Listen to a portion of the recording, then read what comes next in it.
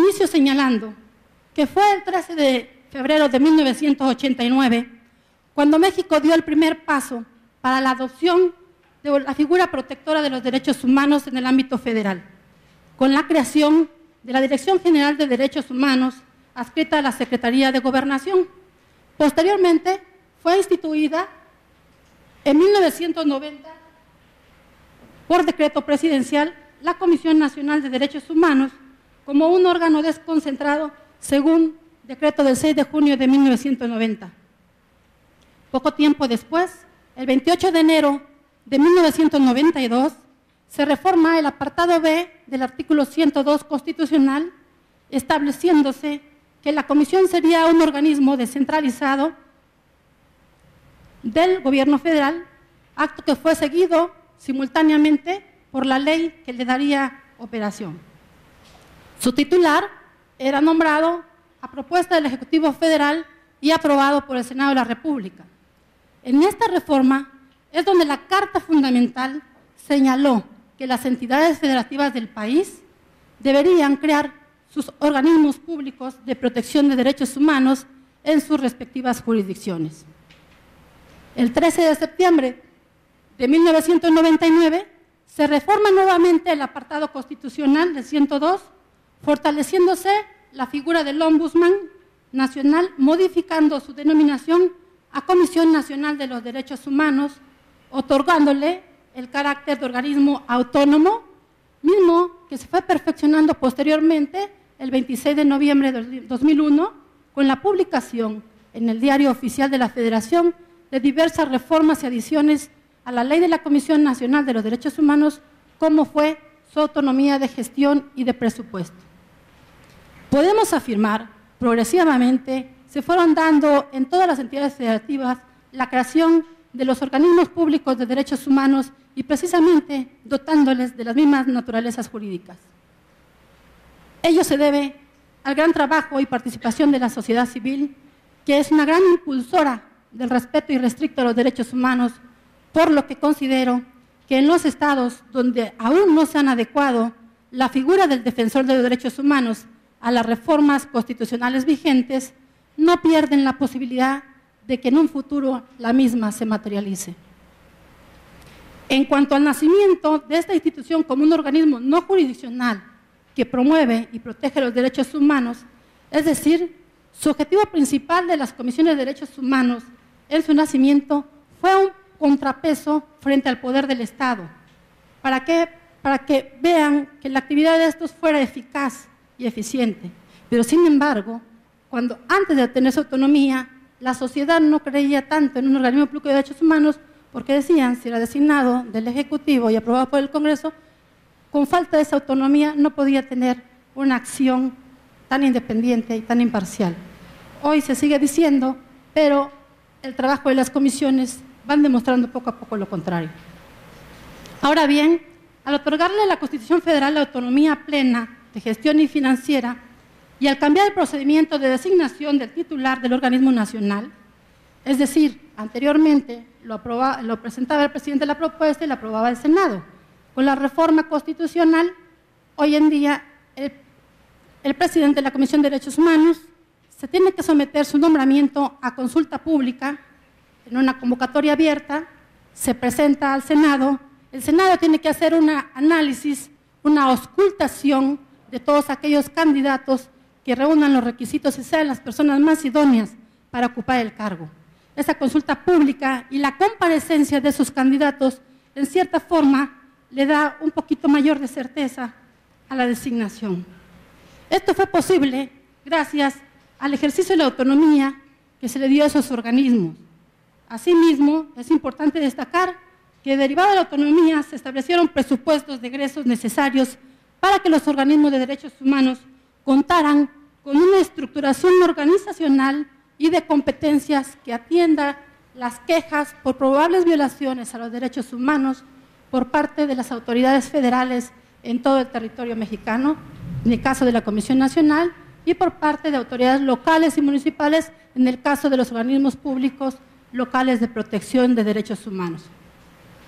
Hasta aquí, México únicamente contaba con un sistema no jurisdiccional de protección de los derechos humanos a través de la Comisión Nacional y de las 32 comisiones o procuradurías de defensa de los derechos humanos.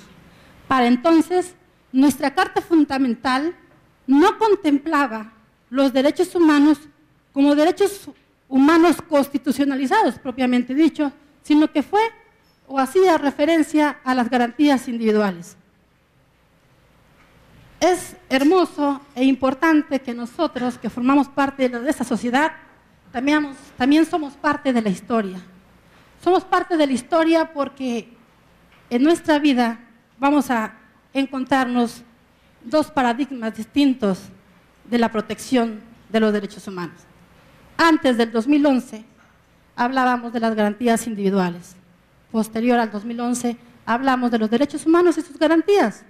Entonces, las reformas constitucionales, la ley secundaria, la ley de amparo, nos van a permitir caminar hacia un nuevo orden jurídico que creo va a ser mucho beneficio para la sociedad. Es entonces, pues, hasta el año 2011 que nos encontramos con un nuevo paradigma de los derechos humanos al publicarse en el Diario Oficial de la Federación las reformas del 10 de junio del 2011 y que por una parte consolidan el sistema no jurisdiccional de derechos humanos, pero también abren el paso a este sistema jurisdiccional. En este apartado de las reformas del 2011 me referiré más adelante para que charlemos todos en relación a los 11 artículos que se modificaron en la Constitución y enunciar lo más relevante de cada uno de ellos de manera breve, porque cada uno de los artículos daría para unas buenas charlas en especialidad de cada derecho que en ellos contempla. Ahora bien, deseo compartir con ustedes el comportamiento que se fue dando al interior de la República en la creación de las 32 organismos públicos no jurisdiccionales de derechos humanos. Sus características son interesantes, pues las entidades federativas en su régimen interior han venido teniendo modificaciones en la vida de dichos organismos. El análisis que les presento lo hago de una manera operativa, formal, jurídica y gradual. En el primero, en esta lámina, vamos a encontrar los años en que se fueron creando los organismos públicos de derechos humanos de acuerdo a la fecha de su publicación en sus decretos correspondientes. Quiero decirles que este trabajo de investigación lo hicimos yéndonos a los decretos de los periódicos oficiales de los estados, de las 32 entidades federativas, y en aquellos en que fue un poco difícil, por la premura de la conferencia, encontrar los decretos, nos fuimos a la información que encontramos en los sitios web de los organismos públicos de derechos humanos. Esa es la fuente de información. Encontramos, en 1990 se crea los organismos de protección de derechos humanos de Guerrero y Veracruz, en 1991 Baja California y Tamaulipas, en 1992 se advierte a 15 entidades, Baja California Sur, Chiapas, Chihuahua, Coahuila, Colima, Estado de México, Guanajuato, Hidalgo, Morelos, Nuevo León, Puebla, Querétaro, Quintana Roo, Sonora y Tlaxcala. Es en este año donde mayormente se crearon en las entidades federativas los organismos públicos de protección de los derechos humanos. En 1993 encontramos 9 estados y en 1994 una entidad federativa que es Nayarit, en el 1997 otra entidad federativa que es San Luis Potosí, 2001 la entidad Durango y en el 2003 Aguascalientes. Estos son los años en que fueron creándose gradualmente. Posteriormente a la creación de estos organismos, también se les fue denominando de distinta forma. Algunos estados, los congresos locales, les denominaron a los organismos públicos de protección de derechos humanos. En 17 estados se les llamó Comisión de Derechos Humanos, en 11 estados Comisión Estatal de Derechos Humanos, en uno Procuraduría de los Derechos Humanos y Protección Ciudadana, en otro Procuraduría de los Derechos Humanos, en otro Comisión de Defensa de los Derechos Humanos y en uno Comisión Estatal de Defensa de los Derechos Humanos. Ese fue el nombre que originalmente decidieron adoptar cuando eran organismos descentralizados. Posterior a la reforma de 1999 y con la plena autonomía, los poderes legislativos locales En la mayoría conservaron la denominación, pero y algunos fueron modificando gradualmente su nombre, no tan relevante, pero sí hubo cambios. Conociéndose actualmente en 2 estados como Comisión de Derechos Humanos, en 14 como Comisión Estatal de Derechos Humanos, en 1 Procuraduría de los Derechos Humanos y Protección Ciudadana, en 1 como Procuraduría de los Derechos Humanos, otro como Comisión de Defensa de los Derechos Humanos, otro como Comisión de Defensa de los Derechos Humanos y 1 como Consejo Estatal de Derechos Humanos y finalmente 1 como Comisión para la Defensa de los Derechos Humanos del Pueblo. Esto en Oaxaca recientemente. ¿Por qué el cambio y por qué es importante señalar que existen diferentes nombres? Es importante señalar que se le puede llamar comisión o procuraduría partiendo del origen del ombudsman. En los años de 1809 en adelante, en Suecia, Dinamarca, Finlandia, etcétera, le llamaban procuradores, ¿no?, comisionados, mediadores, defensores del pueblo, etcétera. Entonces, en esa autonomía nosotros hemos optado en nuestras entidades federativas por llamarles procuradores de los derechos humanos o presidentes de los derechos humanos y, ¿por qué no?, generalmente todos los conocemos como ombudsman de los derechos humanos, aunque eso es un poco discriminatorio porque también puede ser ombudswoman, ¿no?, si nos vamos a la traducción no original. Pero bueno, le llamemos ombudsman nacional y estatal es como generalmente se le conoce. ¿Cómo se designan los titulares de protección a los derechos humanos? Quisimos hacer notar que a lo largo de estos más de 20 años de protección de los derechos humanos, la designación de los titulares ha ido variando gradualmente conforme fueron pasando los años. En la presente lámina van a encontrar los nombres de los estados y en la parte de abajo las fechas. Esas fechas que ustedes observan es en relación a los decretos que se encontraron publicados actualmente y vamos a explicarlo en 3 apartados. El primer apartado es la designación del titular de derechos humanos a propuesta del Ejecutivo.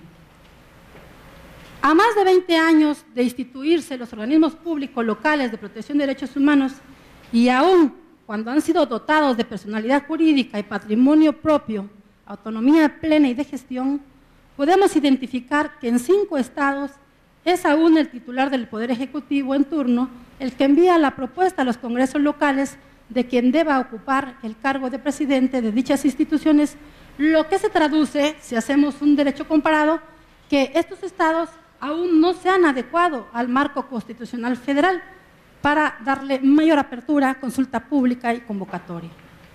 En el siguiente apartado vemos lo relevante que se ha venido dando en las diversas entidades federativas, de las cuales en 26 de ellas hemos visto que la designación del titular de protección de los derechos humanos ha ido cambiando gradualmente. En 5 de ellas se lleva a cabo una consulta pública a la ciudadanía, en 21 realizan un procedimiento de convocatoria abierta o auscultación a agrupaciones o asociaciones civiles, a organismos civiles, promotores de defensa de derechos humanos u otras, colegios de abogados, etcétera, cámaras, y que en 8 de ellos inclusive requieren de la comparecencia del candidato ante la legislatura local correspondiente para que ante esa legislatura defienda el proyecto de trabajo que pretende desarrollar en caso de ser considerado titular de los derechos humanos. Estas diferentes formas de designación en la mayoría de los estados es trascendente porque es una forma más democrática sobre quién vamos a poner de que defienda realmente nuestros derechos humanos. La sociedad se tiene que involucrar en esa importante designación para que califique, que tengamos una persona prove en ese lugar. Por otra parte, cada estado varía en cuanto a su integración. En la integración del órgano rector vamos a ver que Baja California y Guanajuato, el titular que está al frente se le llama Procurador de los Derechos Humanos, cuentan con un consejo consultivo honorífico, exactamente igual a 7, y un secretario técnico. En donde ustedes vean que no existe la figura del secretario ejecutivo es porque el secretario técnico hace las funciones de secretario ejecutivo. Pero la cualidad es que los procuradores o presidentes en todos los estados reciben un salario y los secretarios técnicos ejecutivos también. Pero en estos estados los consejeros consultivos, que son honoríficos y que son designados ¿de dónde? Son designados de la sociedad civil. Los congresos de los estados correspondientes hacen un procedimiento de designación muy parecido al titular de los organismos de protección de derechos humanos, hacen una convocatoria, una auscultación para que la sociedad civil organizada a través de ONGs o colegios propongan a aquellas personas con calidad moral y alto sentido de honestidad que formen parte de este órgano consultivo. ¿Por qué? Porque los consejeros consultivos honoríficos son los que van a cuidar la buena conducción de los organismos públicos protectores de derechos humanos y también van a establecer las reglas de actuación, van a validar los programas que se vayan a desarrollar, las metas que desean alcanzar. En cuanto a la naturaleza jurídica de protección de los derechos humanos, podemos señalar que las diversas reformas legales a lo largo de esta evolución de dichos organismos han permitido el establecimiento de diversos mecanismos para asegurar su independencia política y que les permite adquirir mayor legitimidad frente a la sociedad. En cuanto al financiamiento, las autoridades locales y federales se han ocupado de dotar al sistema de protección de derechos humanos de recursos económicos mayormente suficientes cada año, que le hagan viable el cumplimiento de las diferentes tareas que la ley les confiere. La determinación de los presupuestos de dichos organismos puede variar también por diferentes aspectos, como son el número poblacional de cada estado, pero también intervienen en otros factores como la ubicación geográfica, el número poblacional, los contextos políticos, económicos y sociales, los programas que pretenden desarrollar y que en su momento, en su planeación, presentan a la legislatura de los estados y en base a ello determinan dicho presupuesto. Esta es la estructura organizacional de los organismos públicos de derechos humanos a lo largo de estos 20 años. Es importante señalar que México, hasta antes del 2011, como decía, únicamente hablábamos de un sistema no jurisdiccional de protección a los derechos humanos y conocíamos todos de las llamadas quejas o propuestas conciliatorias o recomendaciones que tenían una característica y la siguen teniendo, que es no vinculatoria. Son documentos de carácter y fuerza moral que, sin embargo, ha tenido gran evolución este sistema de protección no jurisdiccional, porque al inicio de los años en México de la protección de derechos humanos, generalmente un organismo emitía una recomendación y era muy casual que una autoridad la cumpliera en su totalidad. La aceptaba y por ahí se quedaba como parcialmente cumplida. Hoy, con las grandes reformas, se puede buscar que una autoridad que ha aceptado una recomendación y no la cumple, tenga que ser llamado ante los congresos locales o el Congreso de la Unión y que explique la negativa de su aceptación de una recomendación o del incumplimiento. Entonces, también encontramos cierta evolución en ese sistema no jurisdiccional.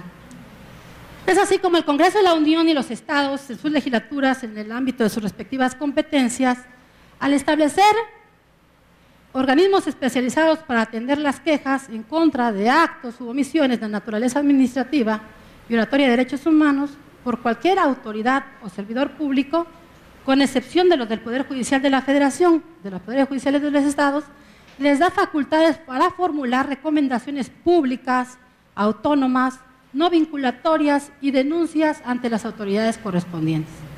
¿Qué son las recomendaciones? Las recomendaciones son emitidas por la Comisión Nacional de Derechos Humanos o por las comisiones o procuradurías de protección de los derechos humanos en las entidades federativas en las cuales se sugiere las medidas que debe de adoptar la autoridad para subsanar la violación. De igual forma, se proponen medidas necesarias para investigar y, en su caso, sancionar al servidor público que haya incurrido en una conducta que vulnere derechos humanos. La recomendación se emite justo en el momento que se concluye un procedimiento de queja y se vuelve recomendación cuando, al haber detectado la naturaleza de la queja y la violación del derecho humano, no es posible ningún tipo de negociación entre la autoridad y el particular. Entonces se emite una recomendación para demostrar la violación grave de derechos humanos. Y también se puede emitir una recomendación cuando, en aquellos casos que, habiendo sido posible una amigable conciliación entre la autoridad y el ciudadano, el destinatario de esa conciliación la acepta y, en el término de ley, no la cumple a cabalidad. Entonces el ciudadano puede solicitar al organismo que se eleve a recomendación para afincamiento de responsabilidades. Un documento de recomendación debe ser sustentado, argumentado, motivado. Si bien es cierto, no es una sentencia y los procedimientos en materia de derechos humanos en el sistema no jurisdiccional deben ser ágiles y flexibles, también es importante que en la integración de esta resolución que se emite esté muy bien establecidos estos apartados, porque de ello vamos a convencer a la autoridad y al servidor público de que hubo una violación de derechos humanos. ¿Cuáles son esos apartados? Una recomendación debe tener una descripción de los hechos violatorios de derechos humanos, las evidencias, la descripción de la situación jurídica generada por la violación de derechos humanos y del contexto en que los hechos se presentaron, así como observaciones, adminiculación de pruebas y razonamientos lógico-jurídicos en los que se soporte la convicción sobre la violación de derechos humanos reclamada, y concluir con las recomendaciones específicas que son las acciones solicitadas a la autoridad para efecto de reparar la violación de derechos humanos y sancionar a los responsables. Dicha recomendación son suscritas por el titular de la Comisión de Derechos Humanos o de la Procuraduría de Derechos Humanos, se le notifica a la autoridad y a los quejosos y se le da el debido seguimiento para que se dé por totalmente cumplida. El siguiente apartado es comentarles el sistema jurisdiccional de protección de derechos humanos, es decir, hacia dónde vamos, hacia dónde va el derecho, hacia dónde va el abogado, hacia dónde va la sociedad, hacia dónde va la política pública. Entonces, consideré relevante hacer una breve exposición de esos 11 artículos que han marcado la historia de México. Pero también es importante decir que los derechos humanos no son novedad. Los derechos humanos, como institución en México, tienen 20 a 23 años en todo el país, como institución.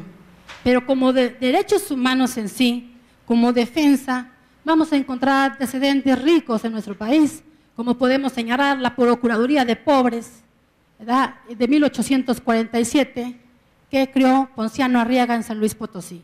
Desde ese entonces hablamos de derechos humanos en México. Y posteriormente lo que ya acabamos de exponer. Hablar de derechos humanos es abrir los ojos al mundo. Los derechos humanos ya han estado desde aquella Declaración Universal, han estado desde los cilindros de Ciro, han estado desde el Código de Hammurabi, han estado en los instrumentos internacionales que México había ratificado en diferentes momentos de la historia y que, sin embargo, aún no adecuaba su derecho interno. El sistema jurisdiccional de protección de derechos humanos hoy es una realidad en México, pero esta la vamos a contemplar en 4 ejes. El primer eje de protección a los derechos humanos y que cambió los nuevos paradigmas de justicia los encontramos en el primer apartado, en las reformas del sistema penal mexicano del año 2008. Ahí hay una riqueza en derechos humanos. El segundo apartado lo vamos a encontrar en aquella resolución de la Corte Interamericana de Derechos Humanos, conocida como caso 12.511 Rosendo Radilla Pacheco, dirigida a Estados Unidos mexicano para cumplir cierto tipo de resolutivos de la Corte Interamericana, y que abrió un gran espacio de análisis y de interpretación en la impartición de justicia, como es el bloque de constitucionalidad y el control de convencionalidad, entre otros. Y también delimitar la justicia en el caso del ejército, ¿no? Fuero militar.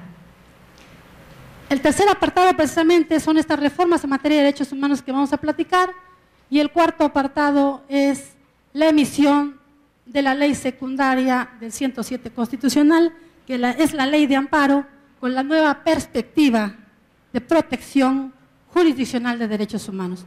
Estos son los 4 ejes ricos en materia de derechos humanos que nos debemos comprometer a estudiar día a día, cada uno de los que estamos en esta tarea del ejercicio del derecho. Pues bien,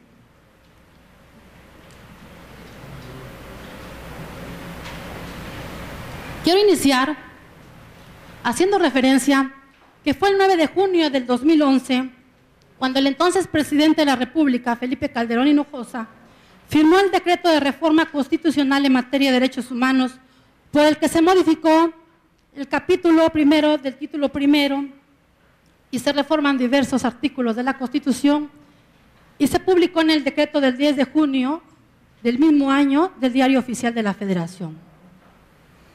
El título primero, capítulo primero, se le denominó entonces de los derechos humanos y sus garantías. Anteriormente, si recuerdan, ¿no?, se llamaban de las garantías individuales.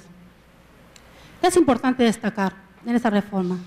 En el artículo primero, en este numeral podemos percatarnos que ya no otorga derechos, sino que los reconoce, pues incorpora que toda persona goza de los derechos y de los mecanismos de garantía reconocidos en la Constitución y en los tratados internacionales.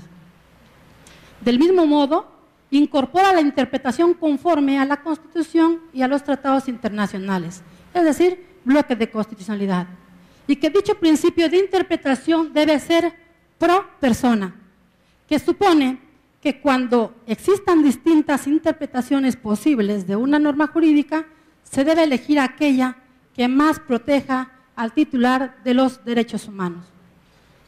Se contempla también en este artículo primero la obligación del Estado en todos los niveles de gobierno para promover, proteger, respetar y garantizar los derechos humanos, basándose para ello en los principios de universalidad, interdependencia, indivisibilidad y progresividad de los derechos, teniendo el Estado la obligación de prevenir, investigar, sancionar y reparar la violación a derechos humanos.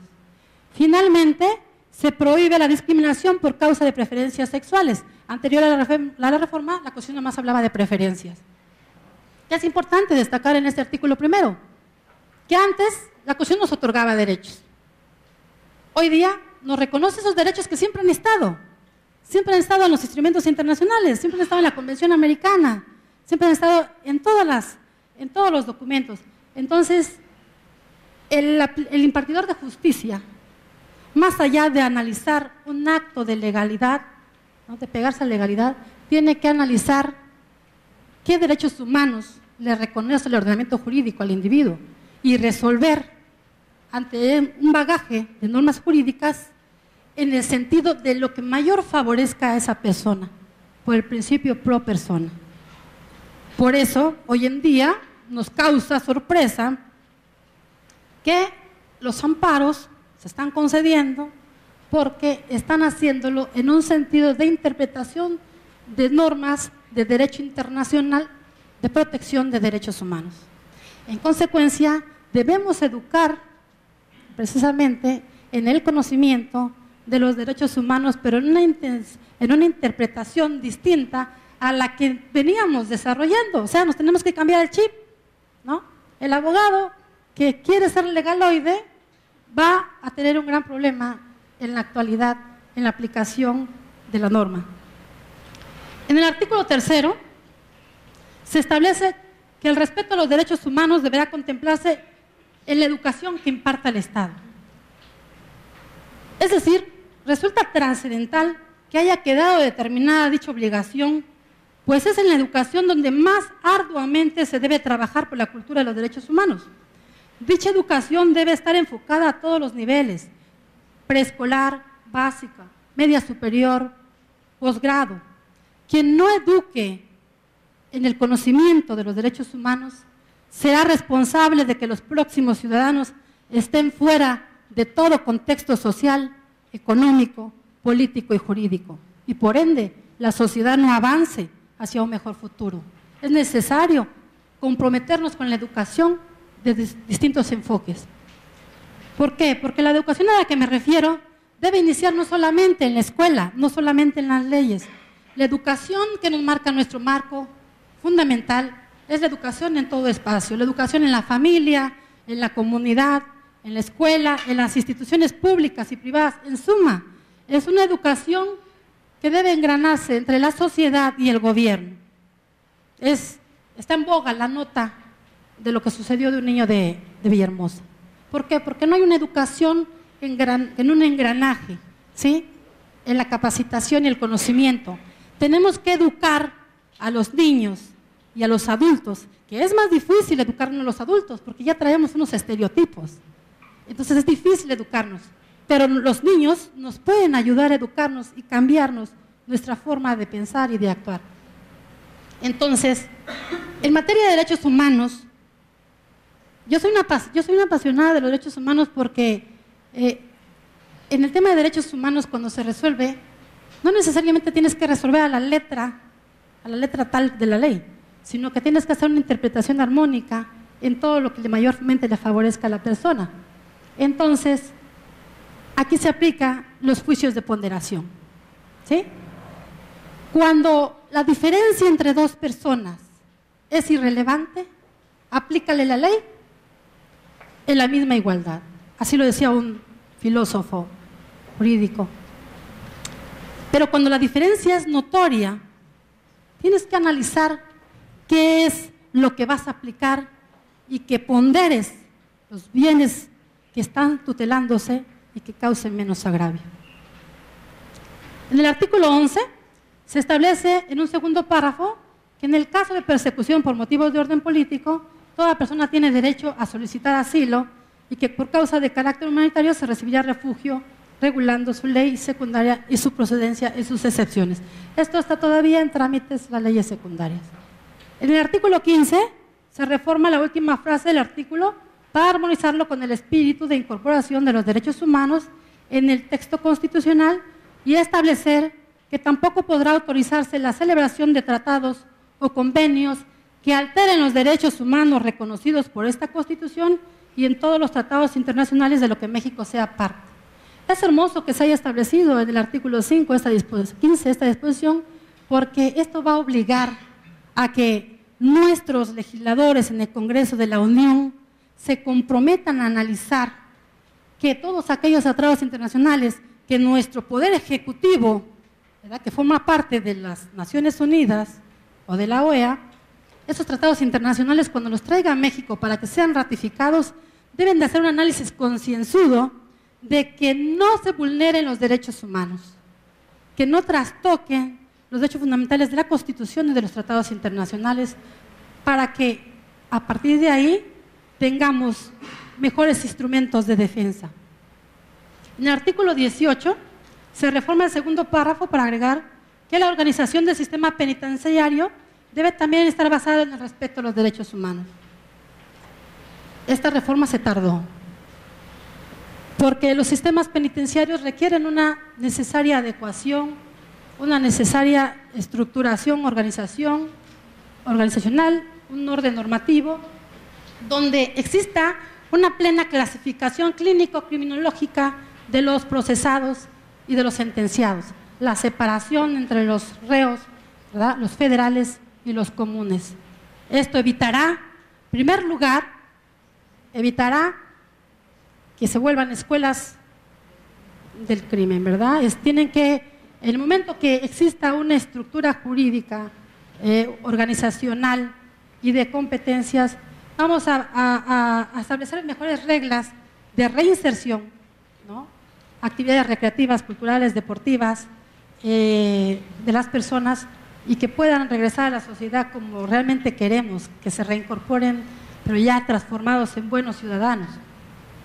Hoy en día es muy conocido sobre la sobrepoblación, el hacinamiento en los centros de readaptación, ¿no? O reinserción social, pero bueno, este sistema penitenciario se va a reorganizar base a esta reforma y está ahorita en trámite las leyes secundarias. En el artículo 29, en el primer párrafo se añade, además de la suspensión de garantías, el supuesto de restricción de las mismas y además se establece que lo que se restringe o se suspende es el ejercicio del derecho, así como las garantías. En la parte final de este párrafo se modifica que se convocará sin demora al Congreso para que las acuerde y quedó como se convocará de inmediato al Congreso para que las acuerde, porque eso de la demora nos daba mucha demora. En el segundo párrafo adicionado se enlistan los derechos que no podrán ser restringidos ni suspendidos en caso de declaratoria del estado de excepción, recogidos precisamente del artículo 27 de la Convención Americana de los Derechos Humanos, del Pacto Internacional de Derechos Civiles y Políticos, entre otros instrumentos internacionales. En ese tenor se establece que no se podrá restringir ni suspender el ejercicio de los derechos a la no discriminación, al reconocimiento de la personalidad jurídica, a la vida, a la integridad personal, a la protección de la familia, al nombre, a la nacionalidad, los derechos de la niñez, los derechos políticos, las libertades de pensamiento, conciencia y de profesar creencia religiosa alguna, el principio de legalidad y retroactividad, que tampoco podrán suspenderse la prohibición de la pena de muerte, la prohibición de la esclavitud y la servidumbre, la prohibición de la desaparición forzada y la tortura, ni las garantías judiciales indispensables para la protección de tales derechos. Además, se establece en un tercer párrafo adicionado que se debe fundar y motivar la restricción o suspensión del ejercicio de los derechos y garantías con base en los principios de legalidad, racionalidad, proclamación, publicidad y no discriminación. En el cuarto párrafo nuevo se señala que el Congreso de la Unión puede decretar el fin de la restricción o suspensión del ejercicio de derechos y garantías, lo cual dejaría sin efecto cualquier medida legal o administrativa y que el Ejecutivo no podrá observar este decreto. Finalmente, se plantea que durante la restricción o suspensión, la Suprema Corte de Justicia de la Nación deberá revisar de oficio e inmediatamente el decreto expedido por el Ejecutivo y pronunciarse con la mayor prontitud. Finalmente, voy a hablar sobre un tercer apartado para concluir mi exposición, que es la perspectiva de los derechos humanos. Habiendo realizado un recorrido histórico, formal, operativo y jurídico de los derechos humanos en México a lo largo de estos 20 años de su instauración, con la reforma se inicia un periodo de resolución de asignaturas pendientes en cuanto a aspectos formales de competencia, procesos de selección de titulares de organismos de derechos humanos, tanto nacional como locales, y ello redunda en garantizar mayor credibilidad en la sociedad en cuanto al trabajo de las comisiones. Por otra parte, en cuanto a las reformas constitucionales del 2011, la visión es esperanzadora, pues la misma obliga y ha iniciado el cambio de paradigma en la protección de los derechos humanos. Es decir, en el presente no solamente contamos con un sistema no jurisdiccional de derechos humanos, sino también contamos con un sistema jurisdiccional. La actividad del Congreso de la Unión, esta actividad legisladora, nos ha marcado un reto a todos los que impartimos justicia y también a todos aquellos que llegamos a reclamar la justicia. Porque ese reto es resolver conforme a derechos humanos. No pasa desapercibido, como les decía, los tres ejes que ya he mencionado, que es la reforma penal, el caso Radilla Pacheco, la reforma del 2011 y la nueva ley de amparo. Hay mucho por estudiar, hay mucho por analizar, hay ausencias legislativas que tenemos que adecuar, en toda normatividad, inclusive la propia ley de amparo hoy se es cuestionada, se tiene que ir perfeccionando. Y esto es así, las leyes son perfectibles y las leyes se van adecuando a los procesos sociales. Pero lo importante es que el ser humano esté preocupado por establecer reglas de convivencia que nos den libertad, igualdad y fraternidad. Cierro mi participación bajo las siguientes perspectivas. La primera, hemos iniciado una nueva era en la vida de los mexicanos. Se han establecido nuevas reglas de convivencia social y orden jurídico. Por lo tanto, considero necesario que los 3 niveles de gobierno, federal, estatal y municipal, generen políticas públicas con una visión educativa en derechos humanos. Es decir, todos nos debemos involucrar en educar y educarnos en la cultura de los derechos humanos. Es necesario enseñar, formar y transformar a los niños en mejores ciudadanos. Es decir, todos nos debemos involucrar en generar una campaña de difusión por los derechos humanos, ya sea hablada o escrita en medios de comunicación, donde se sensibilice a la población en el conocimiento de estos derechos y también de nuestras obligaciones. Es sabido que si una palabra, un símbolo, una canción o una frase se repite una vez, nada más la escuchamos y días después nos la olvidamos. Pero si se escucha varias veces, se imita y se aprende, se nos queda como una costumbre y luego la hacemos nuestra y la seguimos repitiendo. Eso es educar. Las instituciones educativas deben adecuar su enseñanza desde la perspectiva de los derechos consagrados, no solo en la Constitución Política de los Estados Unidos Mexicanos, sino también deben abarcar los derechos consagrados en el primer apartado de la Convención Americana de Derechos Humanos y de la cual México la ratificó desde marzo del año de 1981. Debe establecer las áreas educativas las metodologías, estrategias pedagógicas que se requieran para inculcar el conocimiento de la forma más nítida posible. Mi segunda perspectiva, es necesario que los planes nacional y estatal de desarrollo generen políticas públicas para atender los derechos humanos. Sabemos que la brecha es amplia, pero con planeación y políticas estratégicas se puede ir avanzando a obtener ese bien común universal. Tercera, la capacitación, especialización y profesionalización del servidor público municipal, estatal y federal debe ser una constante tarea de la administración pública. Ello redundará a que la sociedad sea atendida conforme a nuestras competencias, pero sobre todo con una actuación afianzada en valores y principios universales tales como el respeto, la tolerancia, la prudencia, el decoro, entre otros, que se están lamentablemente perdiendo en esta sociedad. Cuarta, los órganos de procuración e impartición de justicia, al igual que todo servidor público de estas áreas, debe ocuparse en su mejora continua de su labor a través de su profesionalización y especialización en materia de derechos humanos, pues no es lejano el día en que las resoluciones jurisdiccionales sean elaboradas, fundamentadas y argumentadas bajo el modelo del derecho internacional de los derechos humanos.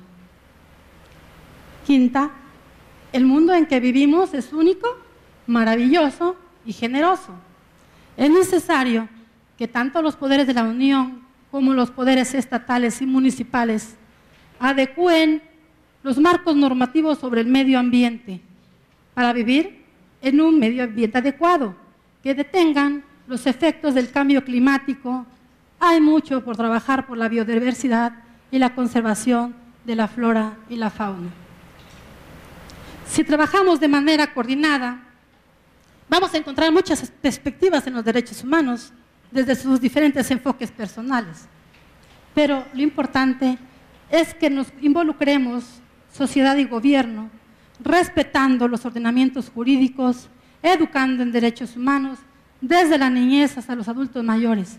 Si difundimos las labores de los organismos públicos de protección de derechos humanos en el país, así como los medios de protección jurisdiccional con que contamos, visualizo un mejor mañana y visualizo muchos años más donde los derechos humanos sean respetados no solo porque forman parte de una norma fundamental, sino porque son resultado de una conducta natural de nosotros en esta tierra.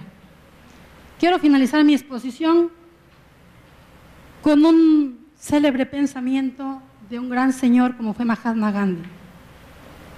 La verdadera educación consiste en obtener lo mejor de uno mismo. ¿Qué otro libro se puede estudiar mejor que el libro de la humanidad? Muchas gracias.